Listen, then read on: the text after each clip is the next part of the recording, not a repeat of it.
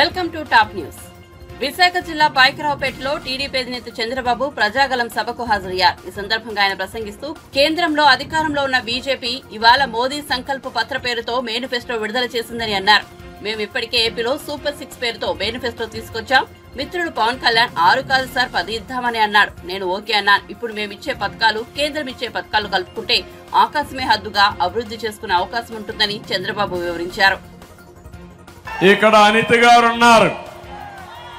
వారి నాయకత్వంలో ఒకటే హామీ ఇస్తున్నా, అన్ని విధాల అభివృద్ధి చేసే బాధ్యత ఒక పక్క నేను, ఇంకో పక్క కేంద్రానికి సంబంధించిన రమేష్ తీసుకుంటామని మీ అందరికి హామీ ఇస్తున్నా. మొట్టమొదటిసారిగా ఆ మహనీయునికి నివాళులు అర్పిస్తూ ఈ సభను ప్రారంభిస్తున్నాను. అంబేద్కర్ గారు ఆ రోజే ఆలోచించారు. ఒక్క విషయం చెప్పాడు, రాజ్యాంగం ఎంత గొప్పదైనా దాన్ని అమలు చేసేవారు మంచివారు కాకపోతే ఆ రాజ్యాంగం మంచి ఫలితాలు ఇవ్వదని ఆయన ఆ రోజు చెప్పాడంటే జగన్మోహన్ రెడ్డి లాంటి దుర్మార్గుడు వస్తాడని అంబేద్కర్ గారు ఆ రోజే ఆలోచించారు. అవునా కాదా? అందుకే తమ్ముళ్ళు, రాజ్యాంగం మంచిది, అమలు చేసే వ్యక్తే దుర్మార్గుడు. మళ్ళీ ఆ రాజ్యాంగాన్ని అమలు చేసే బాధ్యత మేము తీసుకుంటామని మీ అందరికీ హామీ ఇస్తున్నా. అందుకే ఇప్పుడే అనిత గారు రాజ్యాంగం ఒక కాపీ కూడా నాకు ఇచ్చారు గుర్తు చేయడానికి. ఆయన ఇంకొక మాట చెప్పాడు, మీ చేతికి నేను పదునైన కత్తినివ్వడం లేదు, కానీ ఓటు హక్కు ఇచ్చాను మీ అందరికీ. ఓటు వజ్రాయుధం. ఇప్పుడే మా తమ్ముళ్ళు చెప్పారు, ప్లే కార్డు పట్టుకున్నారు, నా మొదటి ఓటు నీకే సిబిఎన్ అని ఇప్పుడే తీసుకొచ్చారు. శభాష్ తమ్ముళ్ళు, నీ ఓటు కూటమికి వెయ్యండి, మీ భవిష్యత్తుకు గ్యారంటీ మాది. సిద్ధమా యువతుల? సిద్ధమా తమ్ముళ్ళు? నేను ఒక్క విషయం మీకు చెప్పాలి. అంబేద్కర్ గారి సిద్ధాంతంతోనే తెలుగుదేశం పార్టీ పుట్టుక, అందులోనే సామాజిక న్యాయాన్ని పాటించిన పార్టీ తెలుగుదేశం పార్టీ, అంటరానితనాన్ని నిర్మూలించిన పార్టీ తెలుగుదేశం పార్టీ.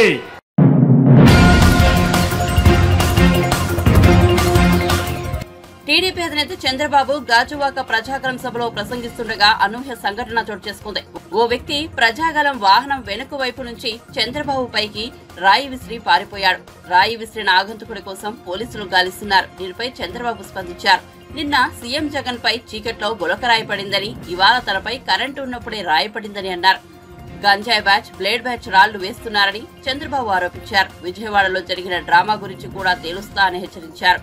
తెనాలిలో పవన్ కళ్యాణ్ పై కూడా చేతగాని పిరికి పందలు రాళ్లు వేశారని ఆగ్రహం వ్యక్తం చేశారు. గత ఎన్నికలప్పుడు నాపై కూడా రాళ్లు వేశారని చంద్రబాబు మండిపడ్డారు. నేను నీ పోలీసులయ్యా, నీ కరెంటు డిపార్ట్మెంట్, నీకు సిగ్గు లేకపోతే నువ్వు ముఖ్యమంత్రిగా రాజీనామా చేయి. 1 గంటలో ఎట్లు ఇవ్వాలని అడ్మినిస్ట్రేషన్ ఇచ్చే సత్తా నాకుంది. చేసి చూపించిన ట్రాక్ రికార్డ్ నాకుంది. నీ బాబాయ్ నువ్వే చంపి నా మీద నేరోపణ చేసి ప్రజల సానుభూతి తెచ్చుకోవాలని దుర్మార్గుడు నువ్వు.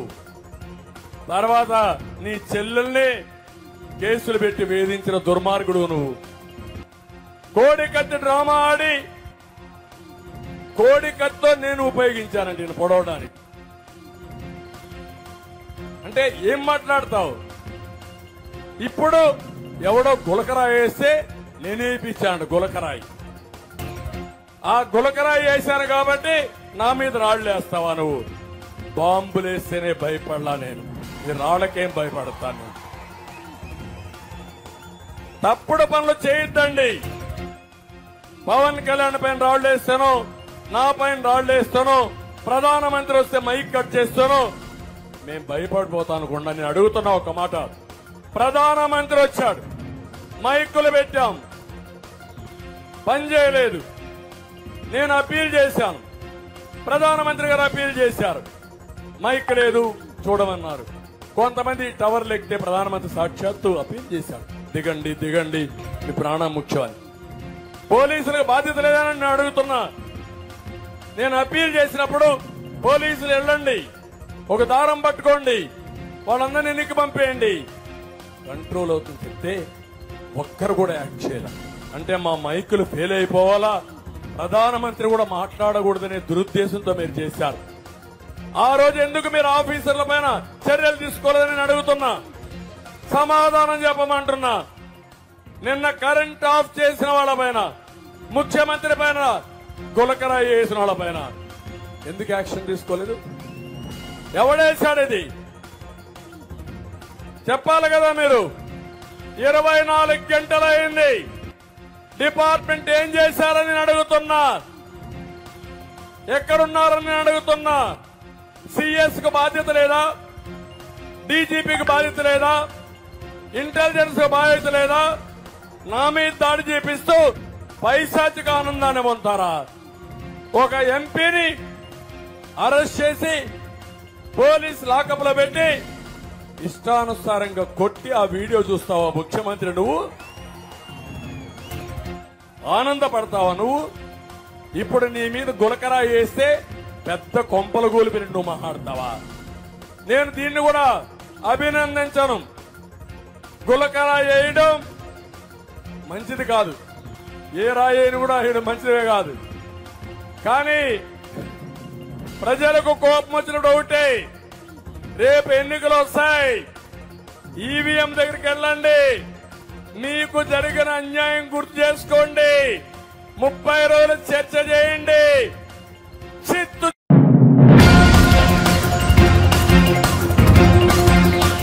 ముఖ్యమంత్రి జగన్మోహన్ రెడ్డిపై దాడిని తీవ్రంగా ఖండించారు ప్రభుత్వ ప్రధాన సలహాదారు సజ్జల రామకృష్ణారెడ్డి. సీఎం జగన్ పై దాడి పిరికపందల చర్య అని మండిపడ్డారు. జగన్ పై దాడి దారుణమని, పక్కా ప్లాన్ తో చేశారని ఆయన ఆరోపించారు. దాడికి ఎయిర్ గన్ ఉపయోగించి ఉండొచ్చని అనుమానం వ్యక్తం చేశారు. దాడిని నటన అంటూ కొంతమంది మాట్లాడుతున్నారని, మనపైనే మనం దాడి చేయించుకుంటామా అంటూ విమర్శించారు. సీఎం జగన్మోహన్ రెడ్డిపై రాయపడటం అతి చిన్న స్టేజ్ డ్రామా అని తెలుగుదేశం నేత వల్లరామయ్య మండిపడ్డారు. ఘటన జరిగి 10 నిమిషాల్లోనే వైసీపీ నేతలు ధర్నా చేశారని, 10 నిమిషాల్లోనే ప్రకటనలు ఎలా వచ్చాయని ప్రశ్నించారు. ఇలా జరుగుతుందని కొందరు నేతలు పోలీసులకు ముందే తెలుసునని, కరెంటు పోయిన వెంటనే భద్రతా సిబ్బంది జగన్ కు ఎందుకు రక్షణ కల్పించలేదని వల్లరామయ్య అడిగారు. ఘటన జరిగిన వెంటనే మాజీ ముఖ్యమంత్రి టీడీపీ అధినేత చంద్రబాబు నాయుడు లోకేష్ పై ఆరోపణలు చేశారని, హత్యాయత్నం చేశారని, ఎవరినో ఒక వ్యక్తిని తీసుకొస్తారని సీబీఐ దర్యాప్తు కోరుతున్నామని, అప్పుడే నిజాలు బయటకు వస్తాయని, ఘటన ఎలా జరిగిందో జగన్ ప్రభుత్వ సలహాదారు సజ్జల రామకృష్ణారెడ్డికి మాత్రమే తెలుసునని వల్లరామయ్య చురకలందించారు. విజయవాడ సెంట్రల్ నియోజకవర్గం పరిధిలోని సింగ్ నగర్ లో గంగానమ్మ గుడికి సమీపంలో మేమంతా సిద్ధం సందర్భంగా సీఎం జగన్ యాత్ర చేస్తుండగా ఆయనపై దాడి జరిగిన సంగతి తెలిసిందే. దేశవ్యాప్తంగా త్వరలో పెట్రోల్, డీజిల్ ధరలను తగ్గిస్తామని ప్రధాని నరేంద్ర మోదీ హామీ ఇచ్చారు. ఆదివారం బీజేపీ మేనిఫెస్టోలో ఢిల్లీలో మోదీ విడుదల చేశారు. అనంతరం ఆయన మాట్లాడుతూ దేశాన్ని ఎలక్ట్రానిక్ హబ్ గా తీర్చిదిద్దుతామని చెప్పారు. పెట్రోల్ ధరలు తగ్గించడంతో పాటు automobile, semi conductor, green energy, pharma రంగాల్లో దేశాన్ని ఉన్నత స్థాయికి తీసుకెళ్తామని తెలిపారు. దేశంలో ఇప్పటికే 5G అమలు చేస్తున్నామని, త్వరలో 6G అమలుకు ఏర్పాట్లు చేస్తున్నామని వివరించారు. ప్రపంచ పర్యాటక కేంద్రంగా భారత్ ను తీర్చిదిద్దడమే లక్ష్యంగా పనిచేస్తామని మోదీ పేర్కొన్నారు. ఏజెన్సీలో పర్యాటక రంగాన్ని ప్రోత్సహించి గిరిజనులకు మేలు కలిగేలా చర్యలు తీసుకుంటామని వివరించారు. ఈయన రెచ్చగొట్టడం వలన కోల్డ్ లేదా వాళ్ళంతటా వాళ్ళు ఈయన తమ్ముళ్ళు ఎలాగైతే ఇంతకాలంగా తయారవుతూ వచ్చి ధోరణికి అలవాటు పడ్డారో దానివల్ల మొత్తం మీద ఈ దాడి ఒక పథకం ప్రకారము premeditated cold blooded attempt on life of honourable chief minister మా పార్టీ అధ్యక్షుడి మీద అనేది స్పష్టంగా కనిపిస్తుంది. ఎందుకనేది కూడా రిపీటెడ్గా చెప్తున్నాము, మళ్ళీ చెప్తాను. ఆ రాయో ఆబ్జెక్ట్ ఏదో చాలా ఫోర్స్ఫుల్గా జగన్మోహన్ రెడ్డి గారికి నుదుటిని తగిలి కంటి దగ్గర, అక్కడి నుంచి మళ్ళీ పక్కన వెళ్ళి వెల్లంపల్లి శ్రీనివాస్ గారి కంటికి డైరెక్ట్ తగిలింది.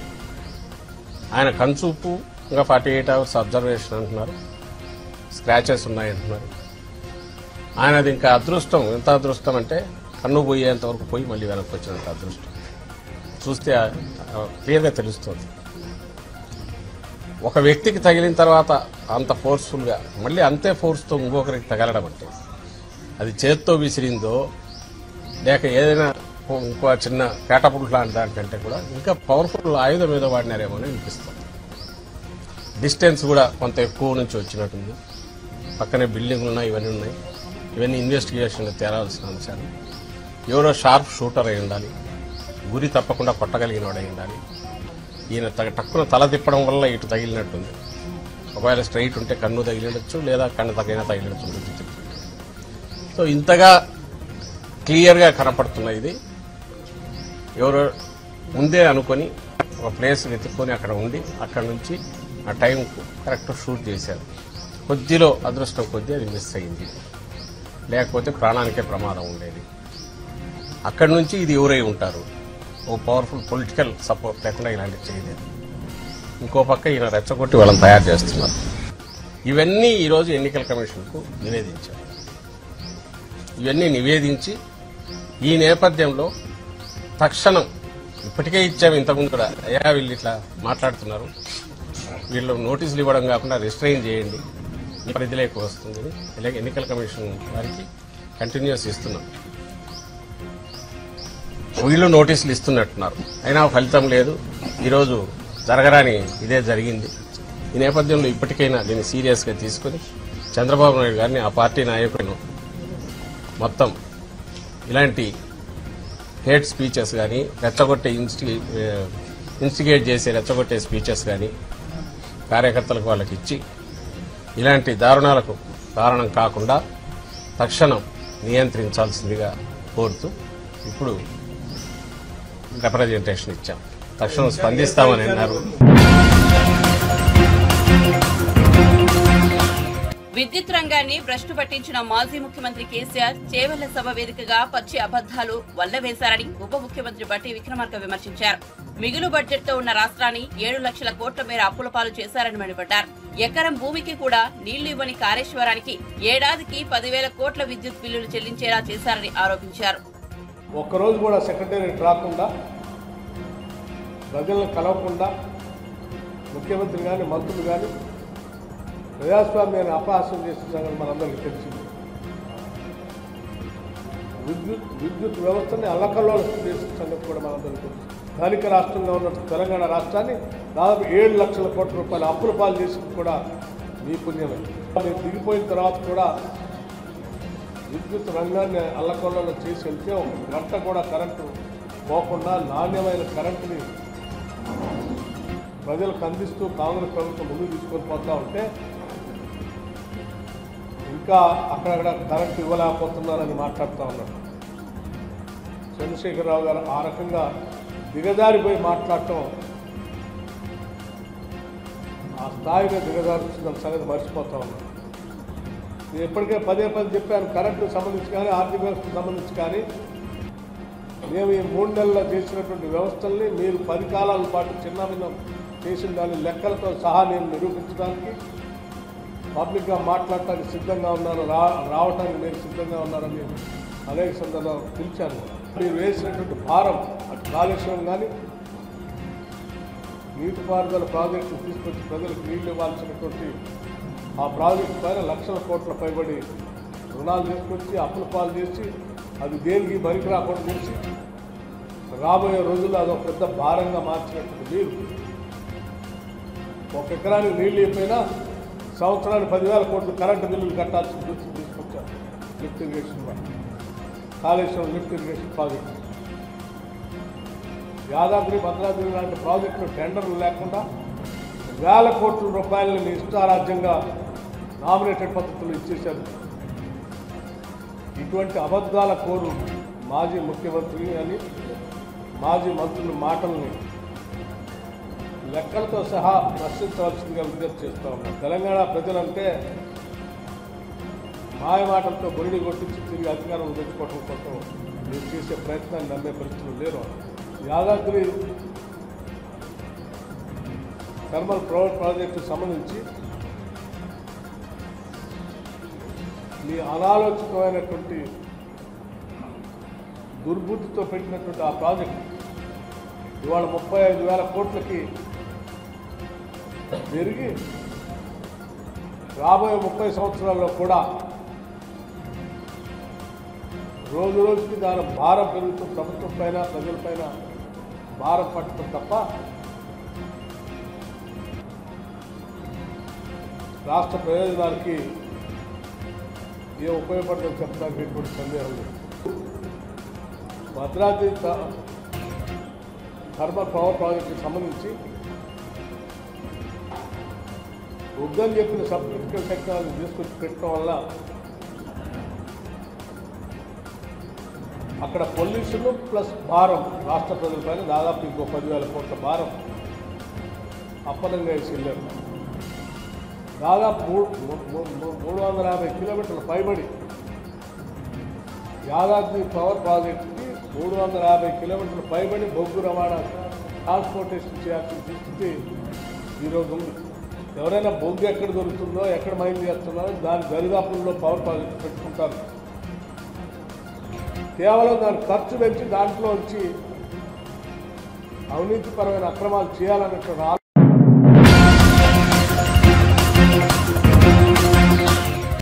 తెనాలి అసెంబ్లీ అభ్యర్థి నాదెండ్ల మనోహర్, గుంటూరు ఎంపీ అభ్యర్థి పెమ్మసాని చంద్రశేఖర్లకు మద్దతుగా జనసేనాని పవన్ కళ్యాణ్ తెనాలిలో వారాహి విజయవేరి సభకు హాజరయ్యారు. ఈ సభలో ఆయన సీఎం జగన్ పై దుర్వెత్తారు. ప్రజల పాస్ పుస్తకాలపై, పొలాల్లో హద్దురాళ్లపై కూడా చెదరని చిరునవ్వుతో జగన్ ఫోటోలు కనిపిస్తున్నాయని విమర్శించారు. రాష్ట్రం తన సొత్తు అనుకుంటున్నాడు. జగన్ నువ్వు కింద పడే రోజు దగ్గరలోనే ఉంది అంటూ హెచ్చరించారు. జగన్ కు అహంకారం తలకెక్కిందని, అందరం ఆయనకు బానిసలం అనుకుంటున్నాడని మండిపడ్డారు. చేయట్లా ఒక ప్రాంతాన్ని నమ్ముకొని నేను రాజకీయం చేయట్లా. జాషువా చెప్పినట్టుగా విశ్వనరుడు, అన్ని కులాలు, అన్ని మతాలు, అన్ని ప్రాంతాలు సర్వ సమానంగా ఉండాలి. మానవ హక్కుల్ని ప్రతిష్ఠించడానికి, అంబేద్కర్ గారు చెప్పిన ఆశయాల్ని ముందుకు తీసుకెళ్ళడానికి. ఓడిపోయినా కానీ మీకు తెలుసు ఓటమి ఎలా ఉంటుందో. ఒక ఎగ్జామ్ పాడైపోతేనే బాధపడతాం. అలాంటిది ఒక ఆశయం కోసం వచ్చిన నాకు 2 చోట్ల ఓడిపోతే బాధ ఎలా ఉంటుందో మీకు తెలుసు. తట్టుకొని ఎందుకు నిలబడ్డానంటే అందరూ పారిపోతారు. ఓటమిని చూడగానే ప్రజల మీద మమకారం పోద్ది. ప్రజలు వెన్నుపోటు పొడిచారంటారు. నేను అలా అనుకోట్లా. మీరు ఉన్నా లేకపోయినా వకీల్ సాబ్ చెప్పినట్టుగా నేను మీ కూలీని. నేను మన దేశానికి, మన రాష్ట్రానికి, తెలుగు ప్రజలకి నేను మీ బరువు మోసే కూలీని. మీరు అధికారం ఇస్తే సంతోషంగా బాధ్యతలతో నేను పనిచేస్తా. అధికారం ఇవ్వకపోతే ఇంకా బాధ్యతతో పనిచేస్తాను. అంతే, రెండింటికి మించి వేరే తేడా ఏం లేదు. ముఖ్యంగా తెనాలిలో మనకి బంగారానికి పొద్దుటూరు తర్వాత బంగారం వ్యాపారం ఇక్కడ చాలా 2వ స్థానంలో ఉంటుంది రాష్ట్రంలోనే. అలాంటి చోట ఇక్కడ బంగారు మనకి నగలు చేసే నిపుణులందరికీ కూడా ప్రత్యేకంగా స్కిల్ డెవలప్మెంట్ తో పాటు భద్రత కల్పిస్తాం. అలాగే ఎక్కడ దొంగతనం జరిగినా చాలా మంది గోల్డ్ షాప్ ఓనర్స్ చెప్తా ఉన్నారు. విశ్వబ్రాహ్మణుల సమాజం చెప్పింది, పోలీసు వచ్చి మమ్మల్ని ఇబ్బంది పెడతాను ఎక్కడ దొంగతనం జరిగినా అంటే. ముఖ్యంగా బంగారు వర్తకులందరికీ అలాంటి పరిస్థితులు రాకుండా మేము మీకు భద్రత కల్పిస్తాం. అలాగే ఆర్య వయసులకు సంబంధించి ఒక తెనాల్లోనే 15 దాడులు జరిగినాయి. వయసు సమాజానికి నేను తెనాలి సభ నుంచి చెప్తున్నాను, రాష్ట్రం అంతా మీరు వ్యాపారం చేసుకోవడానికి మేము మీకు అండగా ఉంటాం. మీ మీద ఎవరు దాడులు చేసినా సరే వాళ్ళకి ఒక బలమైన ఎస్సీ ఎస్టీ అట్రాసిటీ ఎలాంటి కేసులు బనాయిస్తామో ముఖ్యంగా వ్యాపార వర్గాలకి అంత బలమైన భద్రత కల్పిస్తాం. అలాగే వయసు సామాజిక వర్గానికి కూడా నేను మీ దాతృత్వాన్ని పొందిన వాడిని చిన్నప్పుడు. రమేష్ గారు అని చెప్పి నెల్లూరులో నేను చదువుకున్నప్పుడు 8th class Bhavani book centre అనే పుస్తకం నడిపేవాడు. ఈ రోజు నేను ఇంత చదువుకోగలిగానంటే ఒక వైశ్యుడి తాలూకు దాతృత్వాన్ని పొందిన వాడిని. ఆయన ఉచితంగా నాకు పుస్తకాలు ఇచ్చేవాడు, అప్పిచ్చేవాడు పుస్తకాలు కొనుక్కోమని. తర్వాత అప్పు తీర్చేవాడిని. మా అన్నయ్య చిరంజీవి గారు ఎప్పుడన్నా పాకెట్ పని ఇస్తే, మా వదిన ఎప్పుడన్నా పాకెట్ పని ఇస్తే ఆ డబ్బుతో పుస్తకాలు కొనుక్కునేవాడు. అప్పుడు దాకా అక్కడ రమేష్ నా ఫ్రెండ్ సీనియర్ ఆయన ఆయన కూర్చొని అప్పించేవాడు. అలాగే నేను వైశ్యుల చదువుకున్నానంటే, ఇంగ్లీష్ మాట్లాడగలుగుతున్నానంటే నిజంగా నా ఫ్రెండ్ రమేష్ వైశ్యుల దాతృత్వానికి నేను రుణగ్రస్తుండే. జగన్ చూడండి, ఈ రోజున మనకి ఆస్తులు, మనకి ఫామ్, మనకి రైతుల పట్టా పుస్తకాల మీద కూడా మనకి చక్కని చెదరని చిరునవ్వుతోటి వైసీపీ నాయకుడి జగన్ ముఖం కనిపిస్తూ ఉంటది. పొలాలు వేసే రాళ్లలో కూడా జగన్ ముఖ చిత్రం చక్కగా రాళ్ల మీద కూడా మనం గుర్తుపెట్టుకోవాల్సింది పొట్టి శ్రీరాములు గారిని, అమరజీవి పొట్టి శ్రీరాములు గారిని. మనకి మీరు ఊహించుకోండి,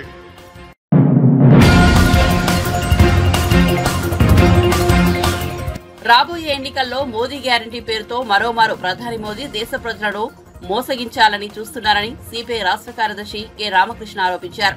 విజయవాడలో ఆయన మీడియాతో మాట్లాడారు. 2014 ఎన్నికల్లో ఇచ్చిన హామీలను నేటి వరకు బీజేపీ సర్కార్ అమలు చేయలేదన్నారు. బీజేపీ అధికారంలోకి వస్తే ధరలు తగ్గిస్తామని, రైతులకు గిట్టుబాటు ధరలు కల్పిస్తామని గతంలో ఇచ్చిన హామీలు నేటి వరకు అమలు చేయలేదని విమర్శించారు. రాబోయే ఎన్నికల్లో ఇండియా కూటమి విజయం సాధిస్తుందని ధీమా వ్యక్తం చేశారు. మరి ఆ రోజు మీరు చెప్పారు 75 రూపాయలకి చాలా అదనంగా ఉంది, మేము అధికారంలోకి వస్తే తగ్గిస్తామని చెప్పారు. తగ్గించకపోగా అంతర్జాతీయ మార్కెట్లో చమురు బ్యారెల్ ధర $83 పడిపోయినా సరే ఇవాళ మార్కెట్లో దాదాపు 106 రూపాయలు 110 రూపాయలకి మీరు పెట్రోల్ అమ్ముతా ఉన్నారు. అంటే మరి చమురు బ్యారెల్ ధర అంతర్జాతీయ మార్కెట్లో తగ్గిన నేపథ్యంలో ఇక్కడ ధరలు తగ్గాల్సింది పోయి ఎందుకు పెరిగాయో దానికి మీ దగ్గర సమాధానం లేదు. నిత్యావసర వస్తువుల ధరలు 100 డేస్లో తగ్గిస్తామన్నారు. ఏ ఒక్క నిత్యావసర వస్తువు ధర కూడా తగ్గిన పాపాన పోలేదు. అదేవిధంగా ఉద్యోగాలకు సంబంధించి చాలా ఘనంగా చెప్పారు, సంవత్సరానికి 2 కోట్ల మందికి ఉద్యోగాలు ఇస్తామని. మరి ఇవాళ చూస్తూ ఉన్నాం, ఎక్కడ కూడా ఉద్యోగాలు ఇచ్చిన పాపాన పోలేం. పైగా ఇవాళ నిరుద్యోగ సమస్య తాండవిస్తూ ఉంది. ఈరోజు భారతదేశంలో గతంలో ఏనాడు లేనంతగా నిరుద్యోగ సమస్య ఇవాళ మనం చూస్తూ ఉన్నాం. అదేవిధంగా వంట గ్యాస్ ధరలు 2014లో గ్యాస్ సిలిండర్ 410 రూపాయలు ఉంటే బీజేపీ వాళ్ళు సిలిండర్ పెట్టుకొని రోడ్లో ధర్నా చేశారు. ఇవాళ 1160 రూపాయలకు అమ్ముతా ఉన్నారు. దానిపైన మాట్లాడే దిక్కు లేకుండా కాబట్టి ఉద్యోగాలు ఇవ్వలేకపోయారు, ధరల సమస్య పరిష్కారం చేయలేకపోయారు. బ్లాక్ మనీ తెప్పించి ప్రతి ఒక్కరి అకౌంట్లో కూడా 15 లక్షల రూపాయలు వేస్తామని చెప్పాడు. విదేశీ బ్యాంకుల్లో 70 లక్షల కోట్ల రూపాయల నల్లధనం, భారతీయులను నల్ల డబ్బు ఉందని చెప్పారు. దాని గురించి వాళ్ళు ఒక్క మాట మాట్లాడలే. ఎవరి అకౌంట్లో కనీసం 15 రూపాయలు వేసిన పాపాన పోలే. కాబట్టి మీ గ్యారంటీకి గతంలో ఇచ్చిన గ్యారంటీలకి దిక్కు లేనప్పుడు ఇవాళ ఏ రకంగా మీరు ఇచ్చే గ్యారంటీలకు జవాబు ఇస్తారు, సమాధానం ఇస్తారు. అదేవిధంగా అంతర్జాతీయంగా మన ఆర్థిక వ్యవస్థ అంతా ఎంతో బలోపేతమైనది చెప్పారు. 2014లో $1కు 59 రూపాయలు ఉంటే దాన్ని ఎద్దేవో చేశారు మీరు. ఇవాళ డాలరు 84 రూపాయలు. అంటే రూపాయలు తగ్గిందా పెరిగిందా దానికి మీరే సమాధానం చెప్పారు. కాబట్టి అన్ని రంగాల్లో ఈ ప్రభుత్వం విఫలమైంది. రైతుల సమస్యలు పరిష్కారం చేయలేకపోయారు, సాధారణ ప్రజల సమస్యలు పరిష్కారం చేయలేకపోయారు, మహిళలకు రక్షణ ఇవ్వలేకపోయారు. చివరికి మహిళా రెజ్లర్లు వారు బీజేపీ నాయకులు బ్రిజ్భూషణ్కు వ్యతిరేకంగా పెద్ద ఎత్తున పోరాటం చేస్తే కానీ వారికి న్యాయం దక్కని పరిస్థితి. మణిపూర్లో వందలాది మంది మహిళలను చంపేసి దారుణంగా మానభంగా చేస్తే నరేంద్ర మోడీ గారు కనీసం దానిపైన ఖండిస్తూ ఒక ప్రకటన కూడా ఇవ్వలేకపోయారు. మణిపూర్ ఇప్పటివరకు ఆయన విజిట్ చేసిన పాపాన కూడా. కాబట్టి ఇవాళ మళ్ళీ మహిళలకు రక్షణ గురించి బ్రహ్మాండంగా మీరు మాట్లాడతారు. కాబట్టి గతంలో ఇచ్చిన ఏ వాగ్దానాన్ని కూడా అమలు చేయని ప్రధాని నరేంద్ర మోడీ ఇవాళ మోడీ గ్యారంటీ పేరుతో ఏదైతే చెప్తా ఉన్నారో దాన్ని ప్రజలు నమ్మడానికి సిద్ధంగా లేరు. కాబట్టి ప్రజలందరూ కూడా దీన్ని లోతుగా ఆలోచించాలని కోరుతున్నారు.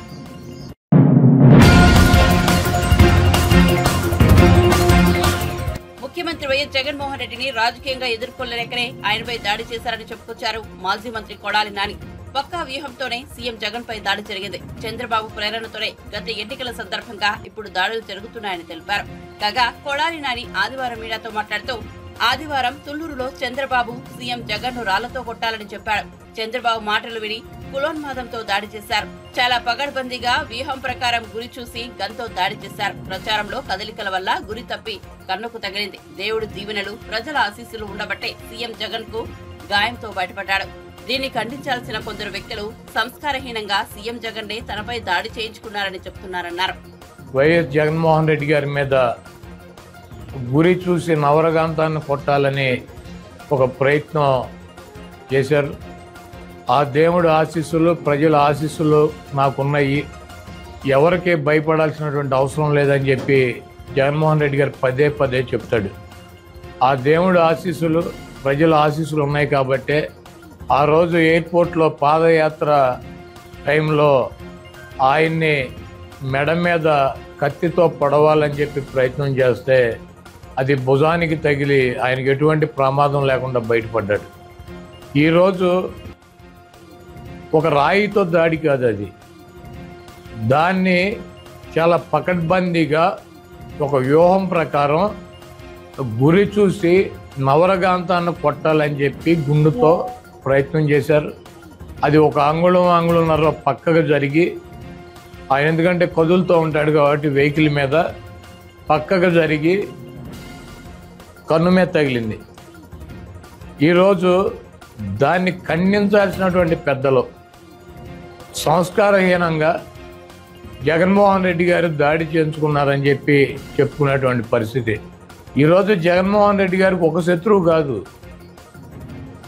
జగన్మోహన్ రెడ్డి గారిని రాజకీయంగా ఎదుర్కోలేక, జగన్మోహన్ రెడ్డి గారిని రాజకీయంగా ఏమీ చేయలేక 10 సర్వేలు చేస్తే ఈ రాష్ట్రంలో కానీ ఈ దేశంలో కానీ ఉన్నటువంటి నీతి నిజాయితీతో ఉన్నటువంటి సంస్థలో 9 సంస్థలు జగన్మోహన్ రెడ్డి గారికి 125 పైన అసెంబ్లీలు, 20 పైన పార్లమెంట్లు వస్తాయని చెప్తుంటే రాజకీయంగా నిరుద్యోగులైనటువంటి కొంతమంది వెధవలు, రాజకీయంగా జగన్మోహన్ రెడ్డి గారిని తట్టుకోలేనన్నటువంటి కొంతమంది వెధవలు, అదేవిధంగా డాక్టర్ బిఆర్ అంబేద్కర్ గారి విగ్రహాన్ని 125 అడుగుల విగ్రహాన్ని విజయవాడ నడిబొడ్డులో పెట్టారన్నటువంటి కక్షతో కొన్ని వర్గాలు ఈరోజు జగన్మోహన్ రెడ్డి గారి మీద దాడి చేసాయని చెప్పి నేను భావిస్తున్నాను. డెఫినెట్గా అంత దమ్ము ధైర్యం ఒక ముఖ్యమంత్రి మీద దాడి చేయాలి అంటే ఆ రకంగా ఒక ముఖ్యమంత్రి ప్రాణాలు తీయటానికి కూడా వెనకాడనటువంటి పరిస్థితి ఉందంటే దీని వెనక చాలామంది పెద్దలు ఉన్నారు. వాళ్ళు ఇచ్చినటువంటి ధైర్యం కావచ్చు, వాళ్ళు ఇచ్చినటువంటి సొమ్ము కావచ్చు, ఈరోజు జగన్మోహన్ రెడ్డి గారి మీద నిన్న దాడి జరిగిందని చెప్పి నేను భావిస్తున్నా.